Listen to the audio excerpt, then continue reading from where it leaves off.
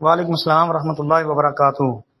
محترم بھائی کا جمعے کی دو اذانوں کے حوالے سے سوال ہے۔ کہتے ہیں جی جو دوسری اذان دی جاتی ہے کہتے ہیں کہ وہ بدعت ہے۔ حضرت عثمان رضی اللہ تعالیٰ عنہ کے دور میں وہ ایک اذان شروع کی تھی، بھائی وہ زورا مقام ہے، صحیح بخاری کے اندر حدیث آتی ہے زورا مقام، یہ نا بازار کے اندر ایک اونچی جگہ تھی، وہاں پر یہ اذان دی جاتی تھی ایک، اور یہ اذان اس وقت دی جاتی تھی پہلے تاکہ لوگ جو ہیں وہ ان کو پتہ چل جائے کہ جمعے کا وقت ہو گیا، تو اپنے معاملات اپنے کام کاج وہ چھوڑ چھاڑ کے سمیٹ کے تو نماز کے لیے جمعے کے لیے آ جائیں۔ اچھا جی، یہ مقصد تھا ان کا، تاکہ لوگ جمعے کے لیے آ جائیں اپنے کام کاج چھوڑ دیں۔ اس مقصد کے لیے زورا مقام یہ بازار میں ایک جگہ تھی، وہاں پر یہ اذان دی جاتی تھی۔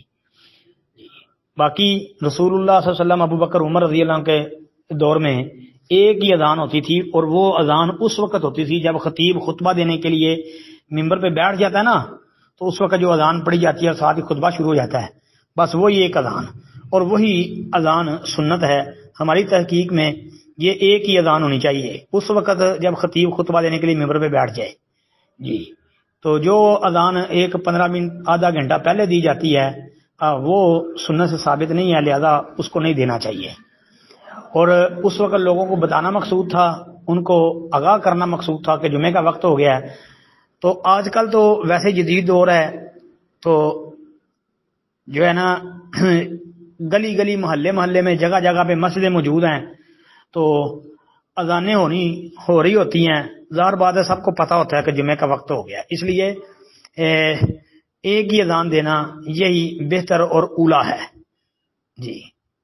آواز تو ہر ایک تک پہنچ جاتی ہے، لہذا دو اذانیں جو ہے نا وہ نہیں دینی چاہیے، ہماری تحقیق یہ ہے۔